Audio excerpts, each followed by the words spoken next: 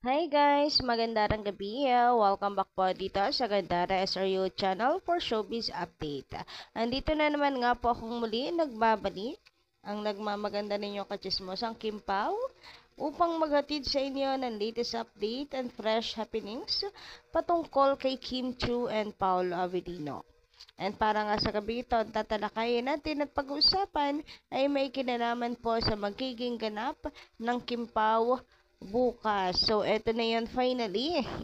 Talagang wala nang antabayanan na lang natin. Wala nang tingnan na lang natin. Wala nang abangan na lang natin siguro kung may magpapakitang Kim Pao. Kasi finally ngayon, sigurado nang may magpapakitang Kim Pao. Kaya ihanda po ninyo ang inyong mga puso at magpapakilig po ang Kim Pao bukas. And syempre, ilang mga balita pa about kay Kim and Paolo. But before that, sa mga hindi pa nakaka-subscribe dito sa ating channel, maaari lamang na pindutin po ninyo ang subscribe button at notification bell na nandyan sa baba para maging updated ka at ma-notify tuwing may bago tayong chika at balita about sa Kim Pao. Basta mga balita po na may kinalaman kay Kim Chiu and Paolo Avellino, sagot na natin yan. Hi! Abangan niyo po kami this Sunday. Well, sa So, ayan guys, sa kanila na mismo nang galing and trip na trip ko naman itong pagtitig po, pagtingin pa, napakalambot na pagtingin ni Paolo kay Kim Chiu. Abay, nakakatunaw naman talaga. Kahit napakasaglit lang ay nakakatunaw naman talaga. Iba talaga yung mga tinginan ni Paolo pagdating kay Kim Chiu.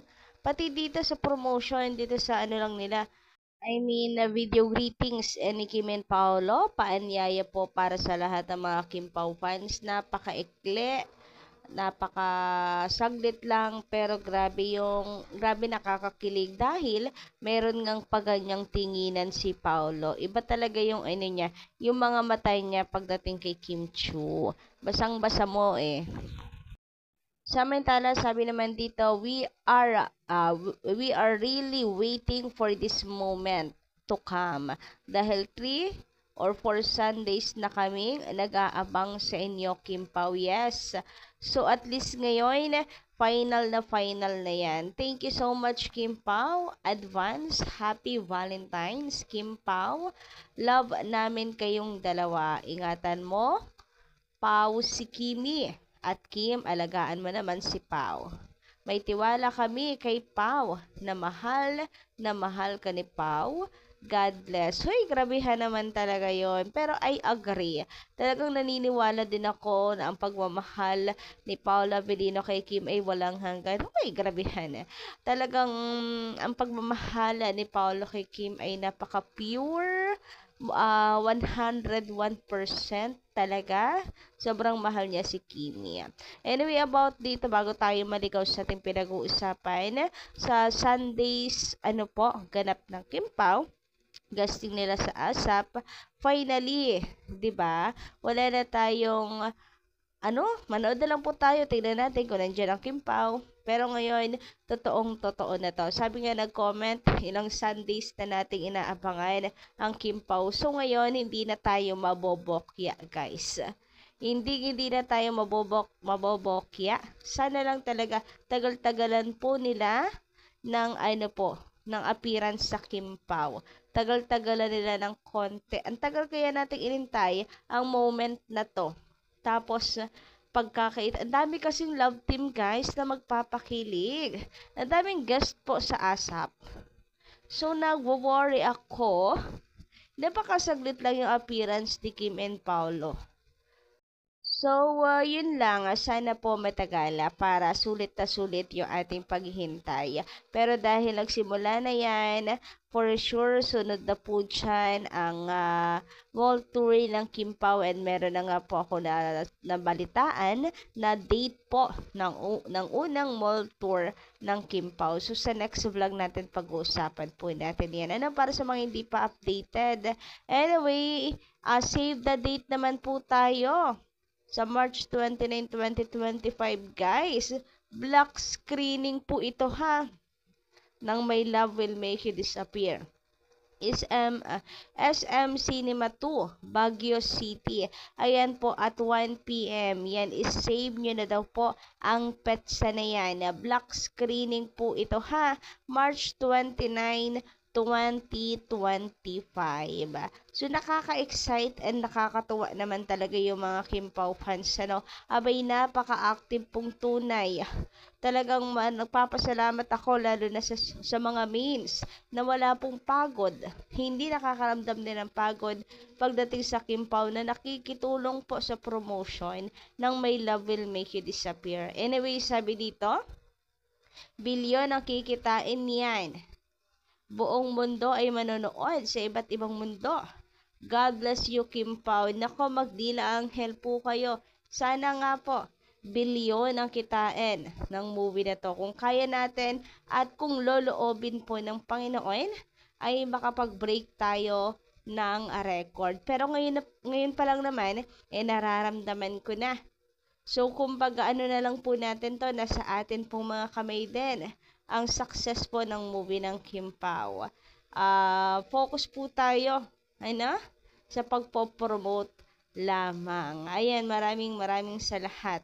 Pero talagang tunay pong saludo sa mga mains natin. Grabe yung effort. So, ayan, sabi nga dito, wow, may pa-coffee truck na dito. Sila ba nauna niyan dito sa Pinas?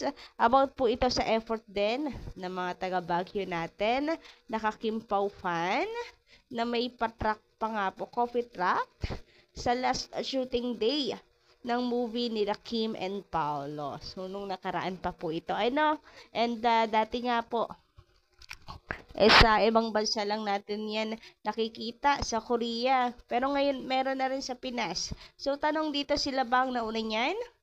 Meron po kayo nabasa na hindi. Parang Jarfiang ang nagpauso. Pero hindi naman po iyon importante, guys. Kung sino ang nauna, it's the effort that counts. Yes, guys.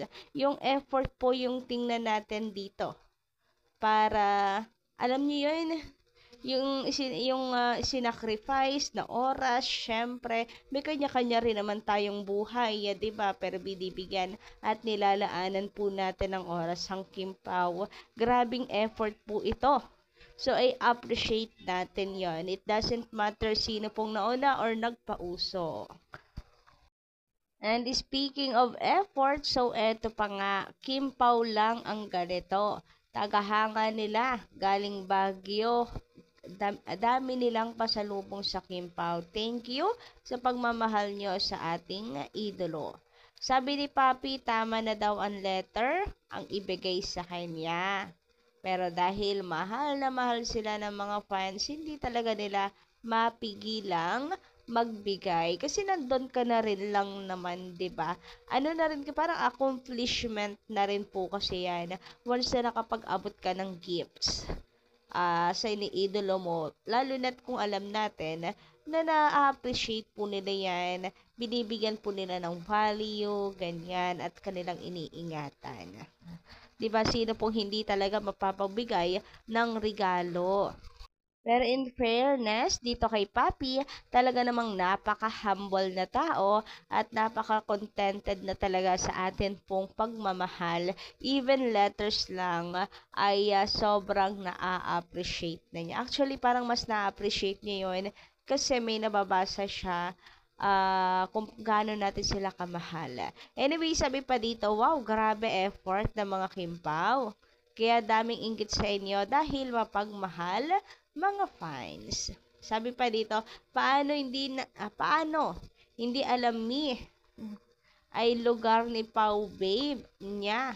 Baka nga nakailang punta na yan sa Baguio. Kasi alam ni Kimi guys yung oras ng papunta sa Baguio. Salamat sa pagmamahal at suporta nyo sa Kim Pao. So guys, anong sa inyo doon yung tungkol sa Baguio? Na alam ni Kimi, oras? Sabi dito ay nakailang punta na daw si Kim Chiu siguro sa Baguio. Alam niyo naman kung sino ang taga roon. Hoy, grabihan talaga naman. Hoy, dilulo ko lang to. Pero, ayun nga sabi dito, alam ni Kim Chiu. Sabi naman dito, the way she talks to ordinary people, parang mga barkada lang niya. Ganyan po si Kim Chiu. Parang Korean food truck, mayroon na rin sa Pilipinas, umpisa sa Kimpaw. Uy, grabehan makasupport ang mga kakimpaw natin, ano, gastos kong gastos. Anyway, hanggang dito lang muna ang ating update. Maraming salamat po guys ha sa inyong pakikinig, and don't forget to click the subscribe button and notification bell for more updates. Maraming salamat.